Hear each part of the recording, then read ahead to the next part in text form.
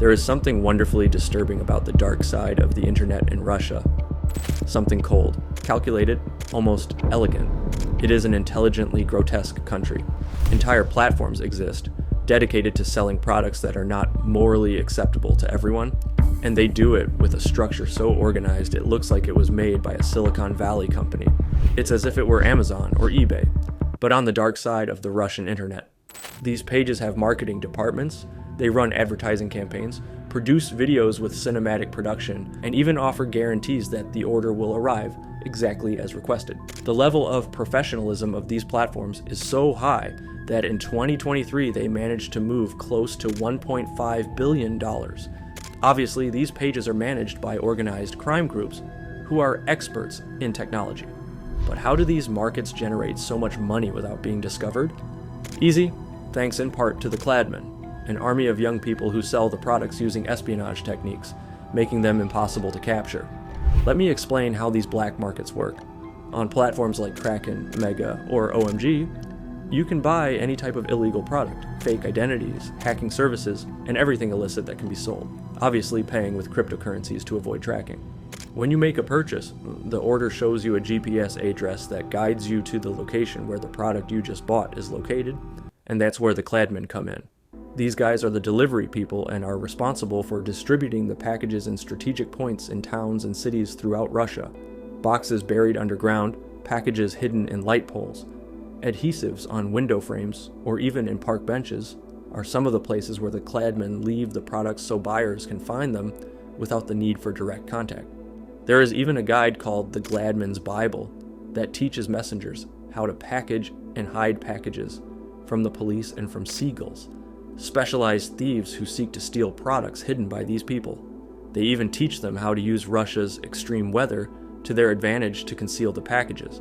They are very professional illegal goods delivery people. And this group is not the only one working to make this business function as it does. There are also the sportmen, who are in charge of punishing Cladmen who do not do their job well. That is, their job is to find Cladmen with bad reviews on the portals and punish them for it. Any comment from a buyer that is not positive is sufficient reason for the sportmen to do their job. The most terrible thing is that these punishments are recorded and distributed on the pages, where in the videos the Cladmen are seen begging for forgiveness for their actions. It is common to see people beaten until they are unconscious, videos of broken fingers, amputated limbs, and even celestial, extreme assaults. It is an incredibly dangerous, elaborate, and profound market to the point that they carry out advertising campaigns worthy of the world's largest companies. For example, the Kraken portal left a bus with its logo and a QR code on a Moscow street as an advertising campaign. Another portal, OMG, projected its logo onto the side of a building. And there are many more campaigns they carry out, like the videos from Mega, where a man in a mask is seen mocking like the Russian authorities for not being able to capture him, a video that is watched and shared by their 2.8 million followers.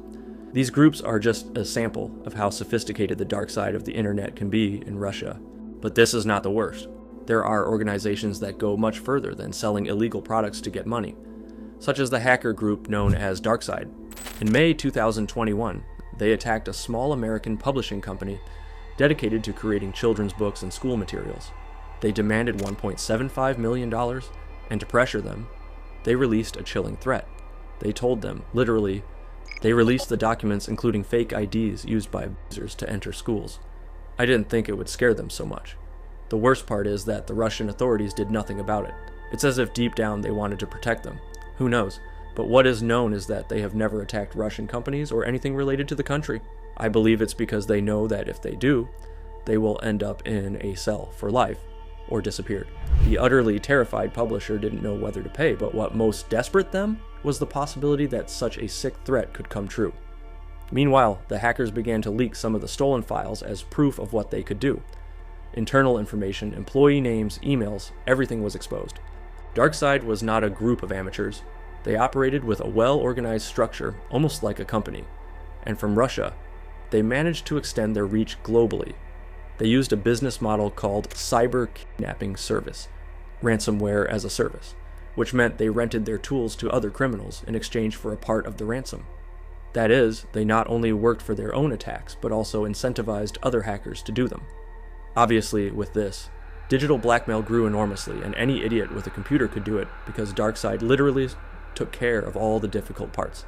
They provided technical support, taught how to negotiate with the targets, processed payments, and developed pressure campaigns that struck at the victim's morale, as they did with the publisher. They attacked a hospital, they threatened to let their children die. In some way, they attacked an electric company.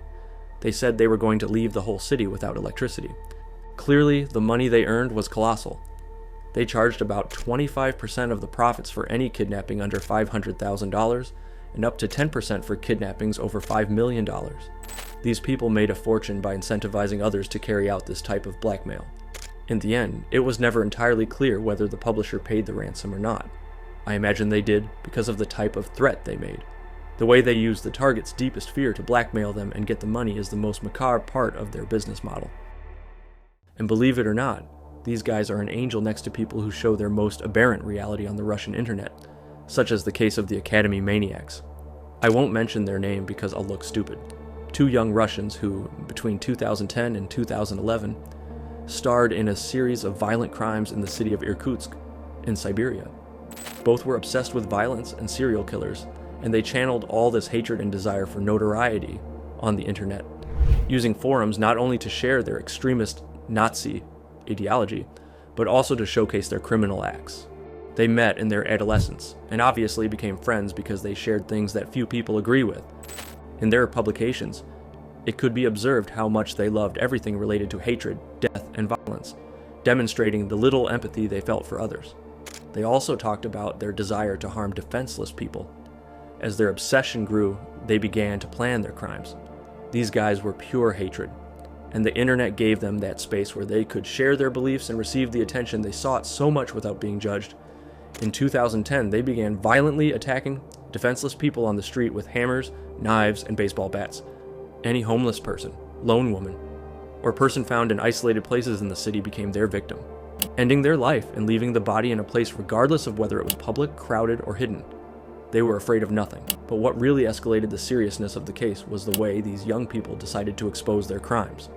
Instead of hiding their acts so no one would discover them, Artyom and Nikita used the internet as a platform to brag about them. The videos were brutal. It was seen how they ambushed their victims and attacked them, then dismembered them and even abused their bodies. One of the most commented clips showed how they laughed while repeatedly beating a person until they ended their life, recording everything as if it were a sick game. They didn't do it on the dark web or in hidden forums. Several of these videos were shared on popular Russian social networks, like vKontakte, or in open forums where they felt impunity. They were also part of groups that promoted extremist and violent ideologies. They talked about hatred towards the weak. Furthermore, they were obsessed with other demented killers, such as the criminals known as the Dnepropetrovsk maniacs, who made the famous video 3 Guys and a Hammer, which, if you don't know it by name, I already imagine you know what it's about.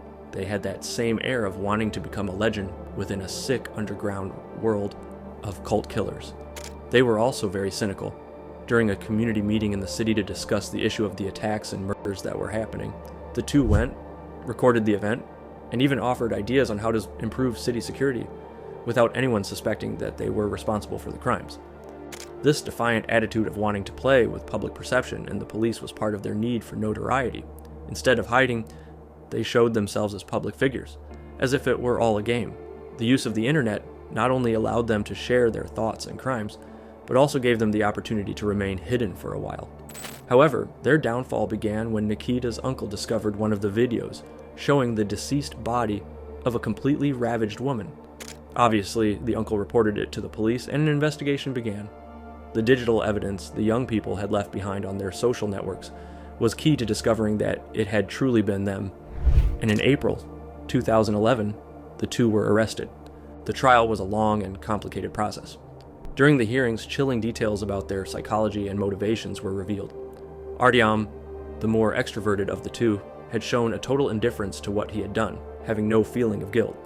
Nikita, for his part, seemed a little more affected, but also possessed a distorted view of the world. In the end, Artyom was sentenced to life imprisonment, while Nikita received a sentence of 24 years, which was later reduced to 20. Although it didn't help much because in 2021, Nikita was found dead in his cell. He took his own life by cutting his wrists. And as always in all the videos I make about the dark side of the internet, there is a place for the most degenerate people in the world. Those who use minors to satisfy their most disgusting needs. As was the case with Blue Orchid, one of the most aberrant platforms on the dark side of the internet in Russia. This page came to light in the late 1990s, offering CP content in extremely traumatic situations, something totally new for that era. This site was administered by someone whose name I will not say because I cannot pronounce it, a degenerate who, to the surprise of many, was also an assistant to the Russian deputy Alexei Mitrofanov, meaning he had good contacts with the government. He did not act alone. He was accompanied by a computer technician named Sergei Garko, who was in charge of keeping the website in the best possible state for visitors. The platform offered aberrant videos and photos to its clients worldwide. Each video could cost between $200 and $300, and buyers could also request personalized content made exactly as they wanted. They also offered tourist packages designed for international clients who wanted to travel to Russia and participate in disgusting situations with minors.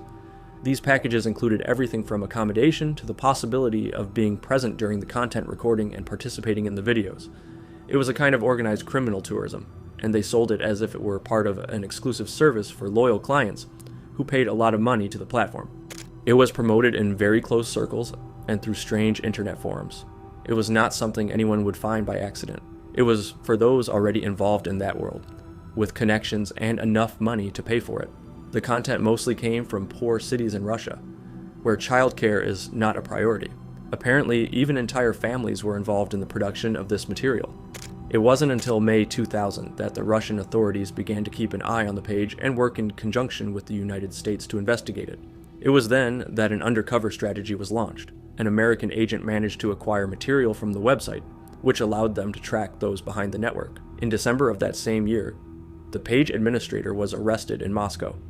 During the raid, the police confiscated more than 400 recordings, as well as duplication equipment, computers, client lists, and documentation related to the purchase and sale of CP content.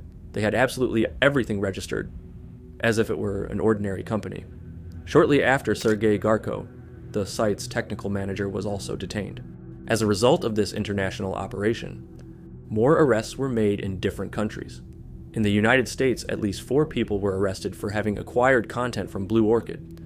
The investigation also extended to European countries like Sweden, Denmark, and the Netherlands, where buyers and accomplices were arrested. Authorities estimated that the site had sent content to users in at least 28 countries, reflecting the global reach of this network. Thanks to the cooperation between international agencies, this structure was dismantled, evidence was seized, and the largest CP content network up to that point was stopped. It's incredible how every video I make, no matter what country it is, there is an extremely severe case of CP content production and distribution. And it's not that society is a mess now and there are more sick people consuming this type of content, because the Blue Orchid case was in the late 90s, almost 30 years ago. Humanity is definitely an aberrant being, always has been, and I think this will be the last time I discuss this topic in a video, because I don't want to keep talking about this, at least for a while. The things one can find on the dark side of the internet are things I never imagined were happening, or at least not in that way. And well, that was all for today. Thank you for staying until the end of the video. If you would like me to explore the dark side of the internet of a specific country, leave it in the comments. The comment with the most likes will be the subject of the next video. Thank you for everything, and see you next time.